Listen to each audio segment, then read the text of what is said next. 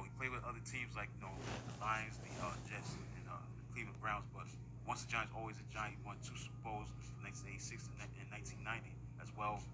Big time, linebacker. Played with great linebackers like Lawrence Taylor, Harry Carson, Carl Banks, Gary Reasons. You know, big time linebacker core. He joins me live via Zoom. Welcome to the Rashad Show. Pepper Johnson. Yes, yes. Glad to be here, boss. Okay. All right, man. Just get into it, man. Where you originally born? Where you originally from? Born and raised in Detroit, Michigan. Okay. So, other than football, were there any other sports that you played other than football? Was football your main sport that you played?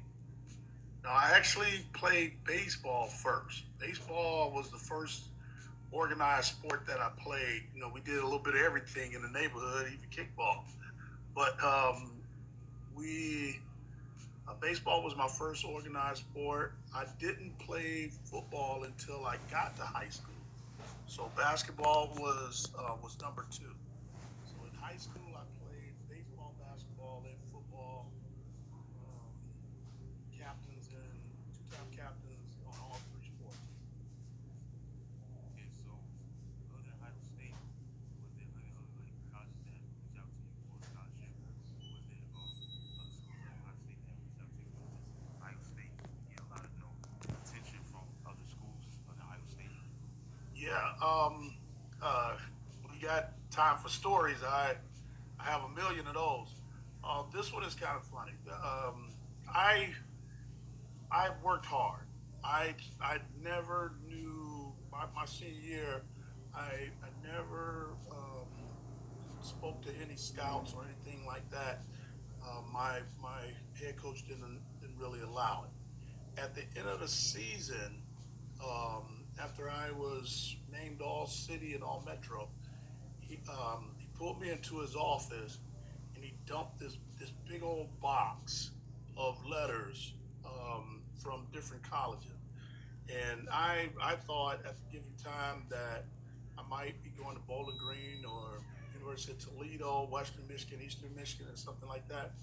But when after he dumped the box, it was USC, Florida, Georgia, um, Oregon, Notre Dame, Michigan, Michigan State. Of course, the local schools, and Ohio State was one of the letters that was in that box. Okay. So, when was your first year? 1982. My first year at Ohio State was '82. Okay. Earl Bruce, what kind of coach was he when you got to the campus of Ohio State? Talk about your interaction with Earl Bruce. Earl Bruce was funny. Earl was at first I thought I was the only college recruit that never spoke to the head coach before signing a scholarship. But come to find out, it was a couple of guys. They did a few of us like that just because they didn't think the guy that was recruiting us didn't think we would get along with Coach Bruce, and he might have scared us away. Um, Definitely, Wow. probably would have scared me away. Go to Um, lunch about but 6 o'clock, I 7 o'clock. Ohio State That's was good. so tradition rich.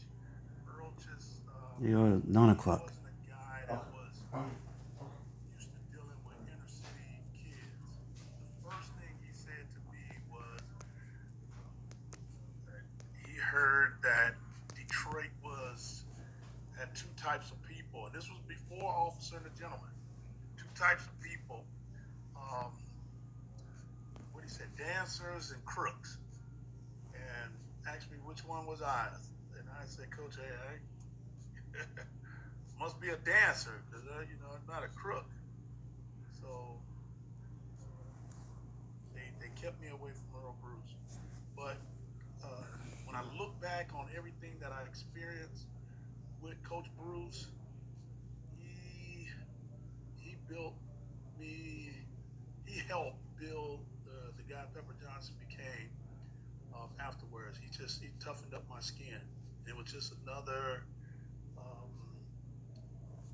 experience for me in life that just had me open up my eyes to a lot of things. Okay, we're gonna fast forward to the '84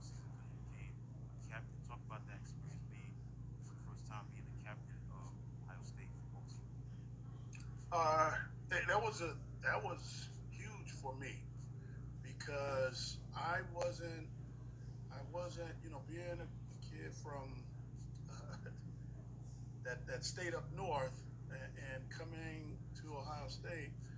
Um, that wasn't big. I matter of fact, I was All American, number one defensive player coming out of the state of Michigan. But when I got to Ohio, I was like the ninth linebacker in the recruiting class, in our recruiting class. So, and I didn't start. Of course, my freshman year was All American, two All Big Ten linebackers in front of me. Didn't start my sophomore year because we had a senior, and I go into my junior year, and that really was the first year I started. And to have my teammates vote me captain, that was huge for me. And I was the only captain junior year, and for a long time until this new regime, these new coaches now, for a long time there wasn't many of us that was two-time captains. I think it's maybe over 10 now, it's double digits. But for a long time, I was in a rare class of like five guys that was named two-time captain at Ohio State. One game we want to talk about the 84 season. Obviously, it was the 1985 Rose Bowl where unfortunately we lost to USC. 2017, talk about that experience playing in the Rose Bowl, and unfortunately lose to USC. 2017, talk about that experience in the Rose Bowl. Yeah, it was sweet and sour. Um, we went there with a 9-2 record, and even after the next year, I won all three. I won three. I was 3-1 in bowl games, so I was 2-0 at this given time. And to go out to USC, go out to California and play USC, that wasn't one of the better teams coming from the Pac-10. That year, so it was kind of set up for us. We had some good seniors, but some guys that didn't play a lot. But we got in a lot of trouble, unfortunately. And Coach Bruce had to make executive decisions, and I know it was like 13 of starters and role players. They didn't even make the trip out there. And not I know I'm sounding like I'm making up an excuse why we lost to those guys, but we actually sent home another seven guys for drug testing. So don't think that played those guys in all with all cylinders. But we went. It was a tough loss. It was a hard loss. Losing the last game of the season, and then coming around for my next year just seemed like I wanted to make sure that wouldn't happen again. But for 4 years, my 4 years at Ohio State, we were 9-3 every year. Either we started off slow, finished strong, we had a couple of crucial losses, or we were big and couldn't sustain. Okay, so following your senior year, you was the captain again. Talk about that experience again, like this. Closing out your season, senior as a captain again. Talk about that experience. Now, coming around my senior year, it was pretty much automatic. When the name was called again, being a captain, um, it wasn't a shock then because I knew I really had the team in the reins. Me and my roommate, started off our freshman and sophomore year, roommates Keith Byers, um, and now it was his turn. It was his turn. So he was nominated captain. I was nominated captain going into our senior year, and really the team, that defense, it was mine. I had a good relationship with our defensive coordinator. Everything was going kind of smoothly. we still had some lumps in the road in experience. We still had a few knuckleheads that got punished at some crucial times, gang punished. But it made for uh,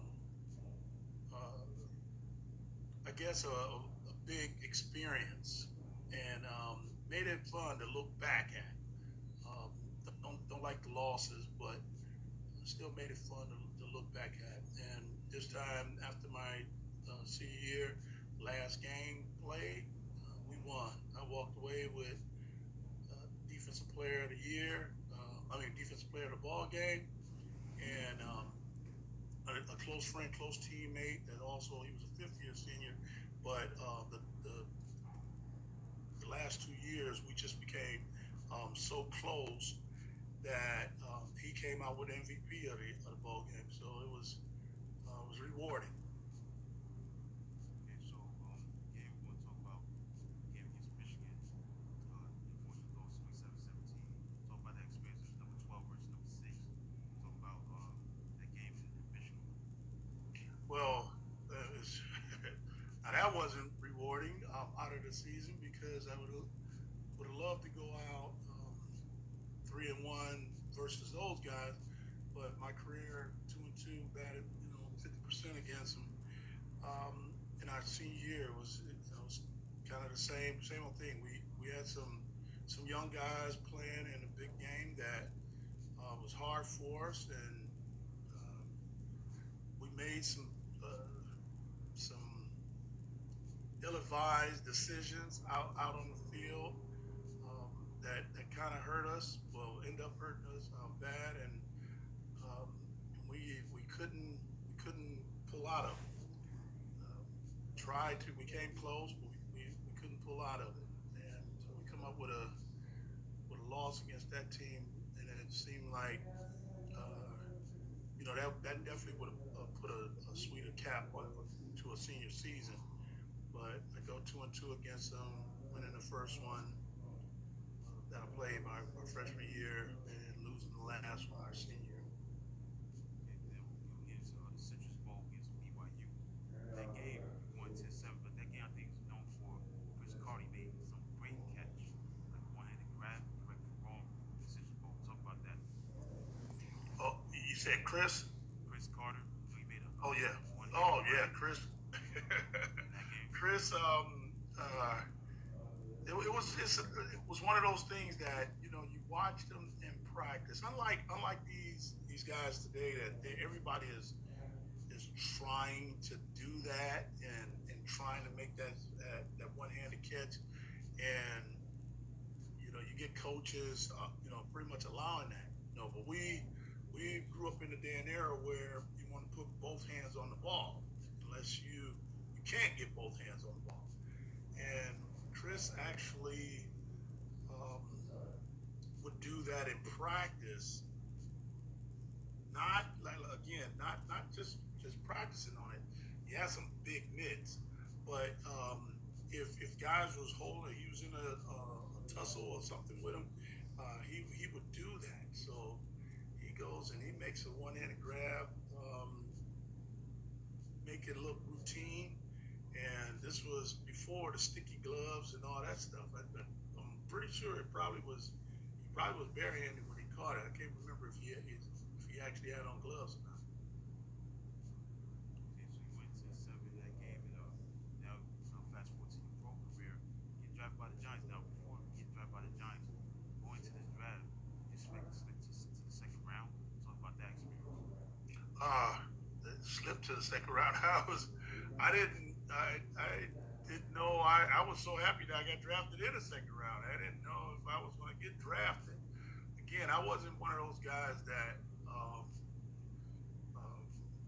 read the newspapers. I didn't really have a agent. I've tried my best to hold off to signing with an agent until after I was drafted, because I thought a lot of that stuff was irrelevant.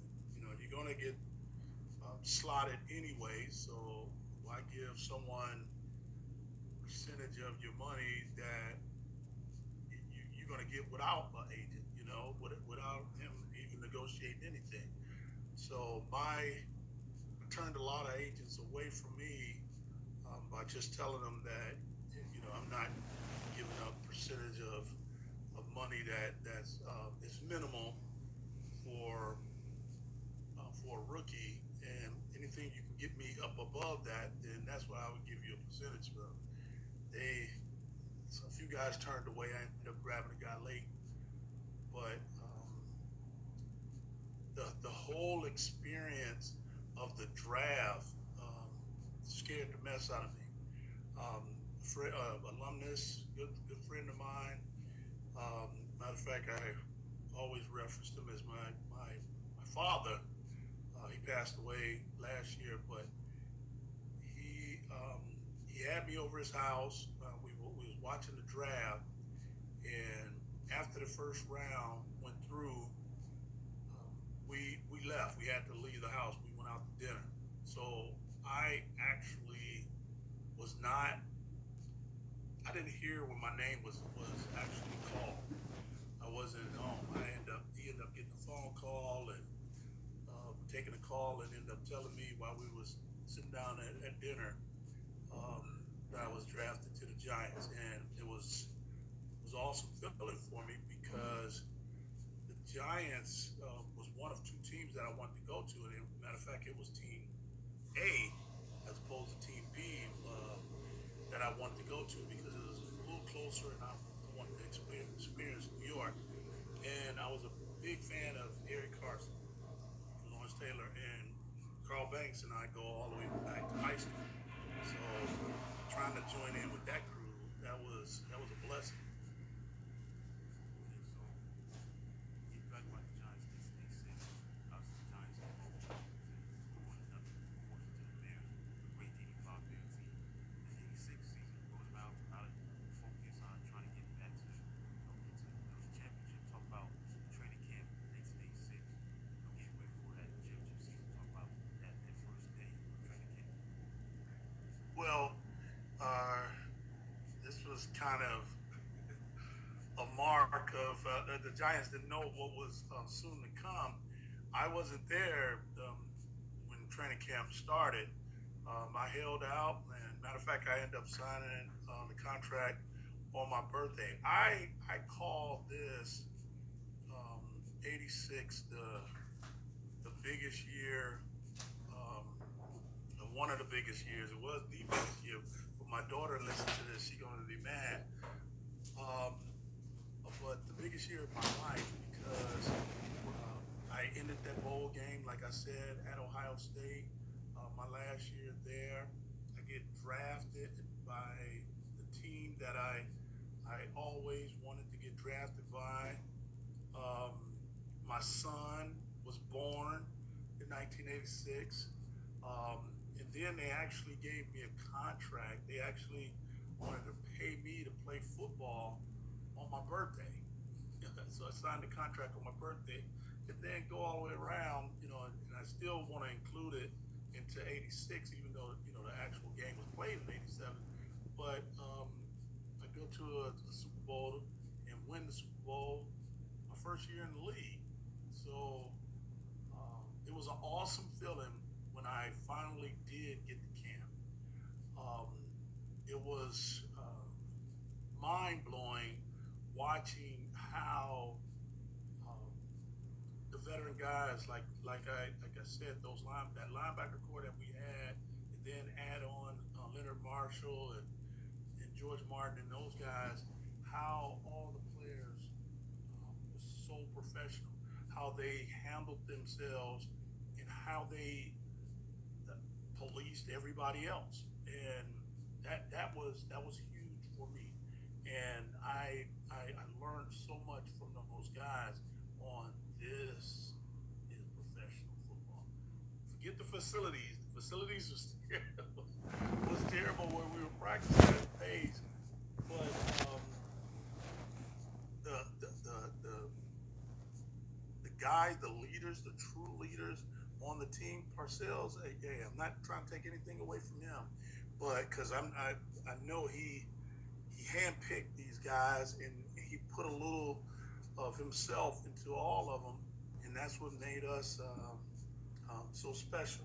So that trying to get back from after the '85 season, Parcells brought all the rookies in and just had a rookie only meeting and told us that he didn't need any of us, that it was a train that was moving, and if you want, you need to try to figure out how to get on board. And when you get on board, you got to pull your own weight. So we better learn how to shovel coal. And that was his mentality, and that's what we did. That's what we did. We shut our mouths.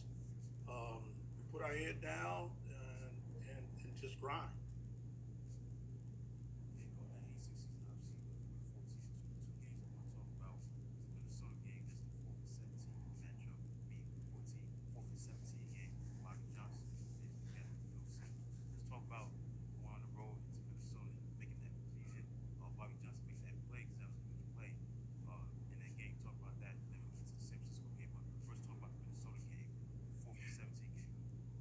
Yeah, it will.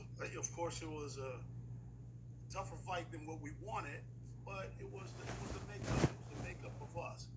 I have kind of a funny story about that because Lamar Leachman, our defensive line coach, he actually, because he couldn't see, he wanted to see, but he didn't want to go pushing his way, up into the front of the line, so because he stood back.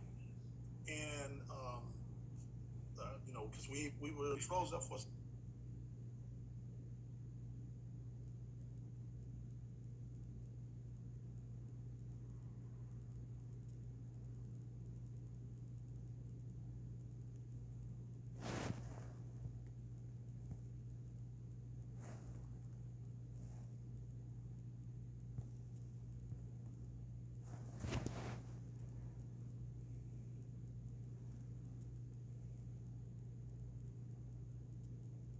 catch. We got the first down.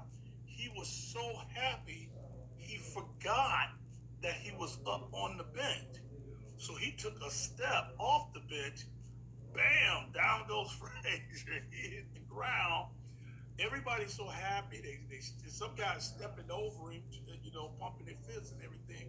And now we're trying to help Lamar up because he was on the ground, but he still was so happy that Bobby made the catch. And the rest of the story. But that was my view of that situation. And back then, I didn't like looking at the scoreboards.